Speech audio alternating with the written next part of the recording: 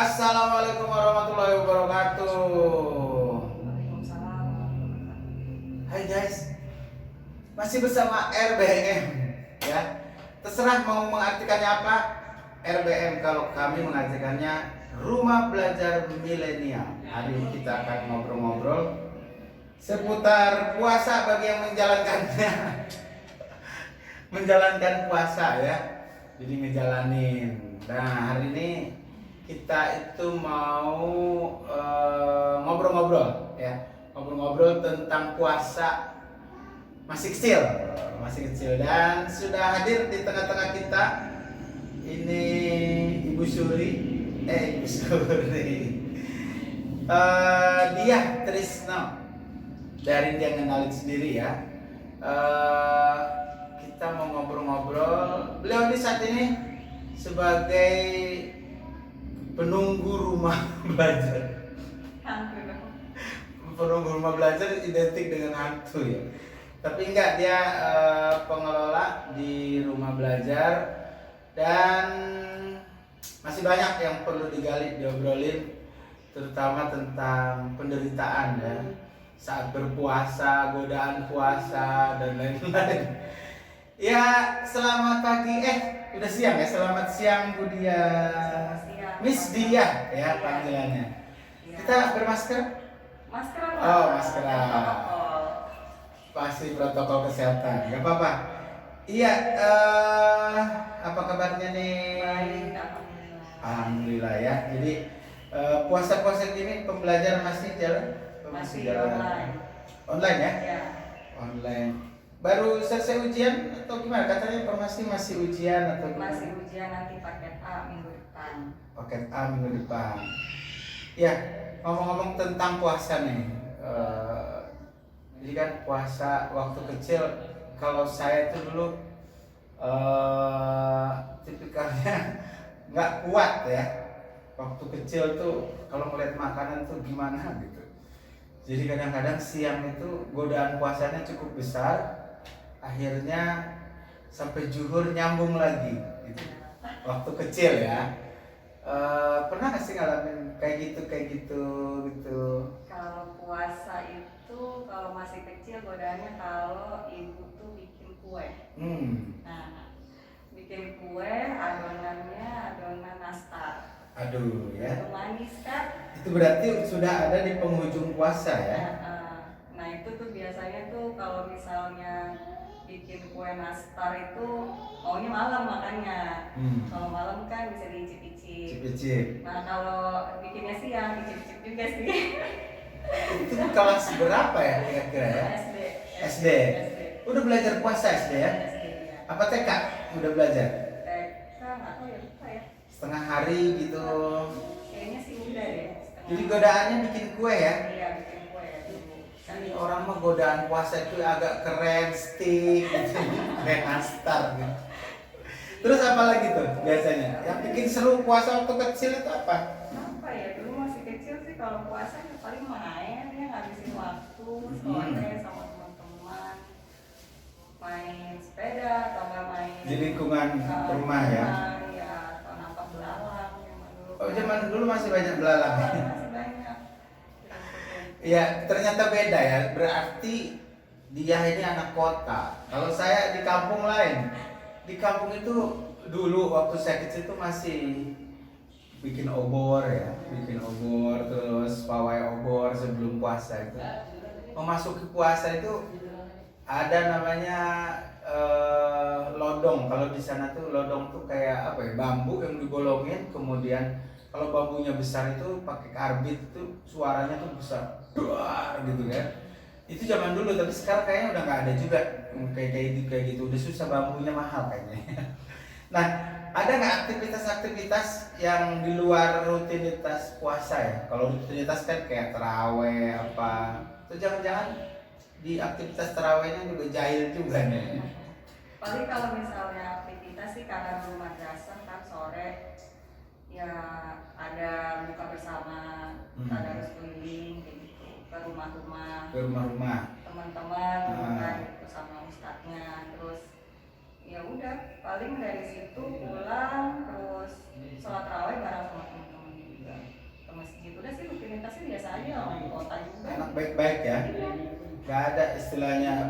lagi mau ruku lemparin petasan. Diomelin. Ini jadi teman-teman, dia ini termasuk yang baik-baik, anak yang baik-baik ya. Jadi rutinitasnya tadi disebutkan keliling, ada tadarus keliling men dengan guru ngajinya ke rumah satu rumah ini sambil mencicipi makanan. Oh gitu. Ya itu menarik sebetulnya ya kalau hari ini masih ada gitu ya model begitu. Jadi kan juga tahu kondisi rumah di masing-masing. Anak-anak Iya. ada yang berbagai macam sosial juga kan, ada yang ya makanannya juga beraneka ragam gitu kan. Iya, mainan waktu puasa apa waktu zaman dulu? Apa ya? Sepeda kan capek, masa main sepeda sih tadi? Ada sore. Oh udah sore. Nah, Nah, kalau libur. itu juga kalau libur. Soalnya kan memang rutinitasnya memang karena madrasah tuh dari Senin sampai Jumat tuh bisa tadarus keliling gitu. Dikirain main sepeda itu biar keringetan, capek, ada alasan mah ini haus gitu kan? Enggak ya? Oh, paling ini apa namanya lupa gitu kan. Lupa. Makan. Pura-pura ya. Gak tau ya pura-pura beneran ya. Pura-pura beneran. Pokoknya gitu deh. Pengakuan ya, pengakuan. Jadi suka lupa gitu kan. Lupa gitu kan, tiba-tiba makan satu piring gitu kan. Baru udah selesai, udah minum, baru ingat ya. Lanjut lagi puasa. Lanjut lagi. Ya, lupa kan.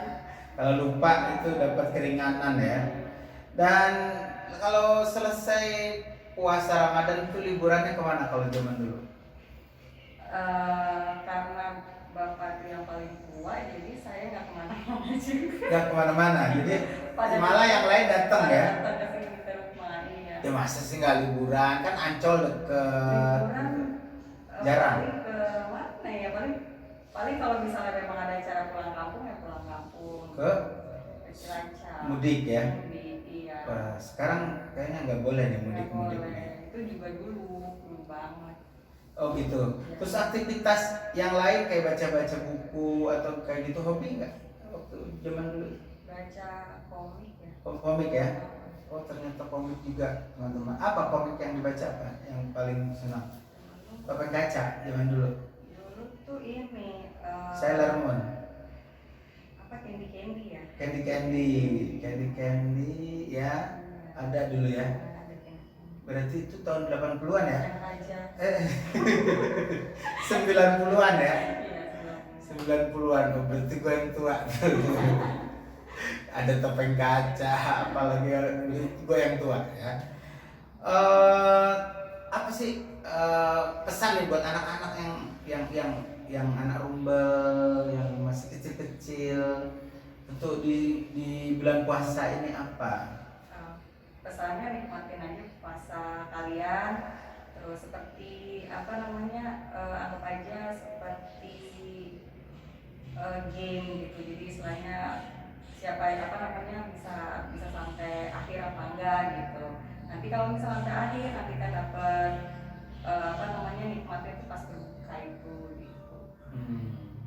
Jadi dinikmati puasanya gitu ya. Pokoknya terus jangan lemes, biasanya kan tidur terus. Ya. Kalau bisa sih ada aktivitas. Tidur itu kan ibadah kita di Iya, bulan puasa. tapi terusan juga. Tuh teman-teman ya, jadi dinikmati aja puasanya ya. Jadi nikmat puasanya, siang-siang pengen makan siang dinikmati gitu. Enggak ya, jadi pesannya Kak Dia nih dinikmati puasanya ya buat teman-teman rumah belajar. Jadi gak berat menjalaninya ya. Nah, aktivitas hari ini sebagai apa di rumah belajar? Hari ini sebagai biasa pendamping di rumah belajar.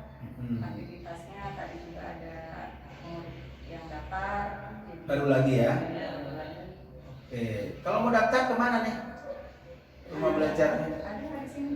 Oh di bawah ya? Ada. Di bawah. Nanti bisa mungkin ada. Sebutin aja rumah belajar. Rumah belajar JCT, alamatnya di Jalan Cikijang 2 nomor 4, RT 2 RW 11, Koja, Jakarta Utara. Nah, kalau nomor telepon mungkin disebutin boleh atau di bawah juga nggak apa-apa. Oh iya, di bawah aja. Oh di bawah aja ya, Di bawah ditulis. aja, ya udah.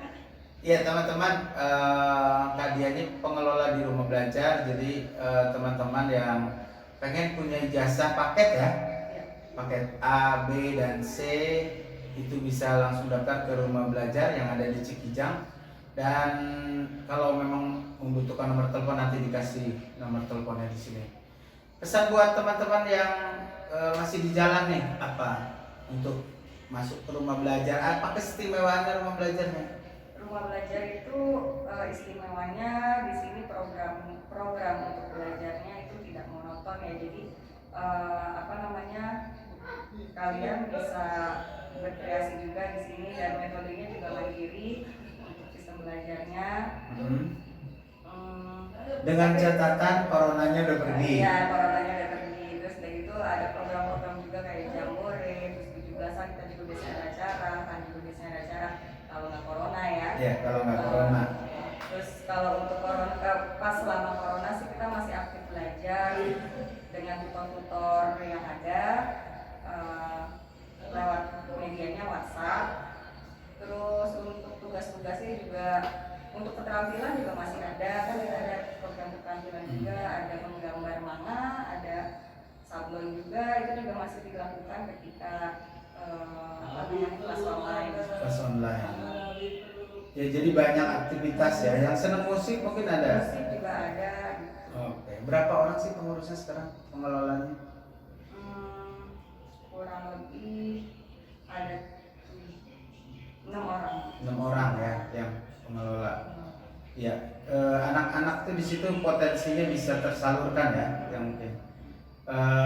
Nah, teman-teman, jadi jangan ragu, jangan khawatir bahwa rumah belajar itu masih sama seperti sekolah biasanya, bahkan mungkin lebih kepada aktivitas yang mengarahkan potensi anak-anak seperti sablon ya, sablon, kemudian komputer dan lain-lain. Mudah-mudahan coronanya cepat selesai dan banyak aktivitas-aktivitas yang lain yang dilakukan oleh rumah belajar ini.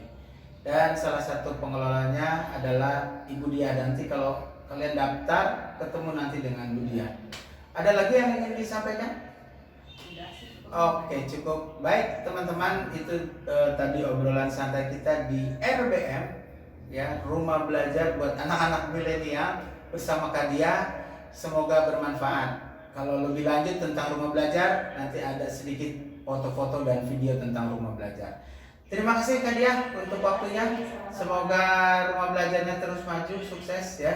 Terima kasih teman-teman yang ada di rumah yang lagi berjuang menjadi pejuang di rumah saja ya, melihat di handphone, aktivitas dan lain-lain. Terima kasih, semoga bermanfaat. Assalamualaikum warahmatullahi wabarakatuh. Sampai jumpa.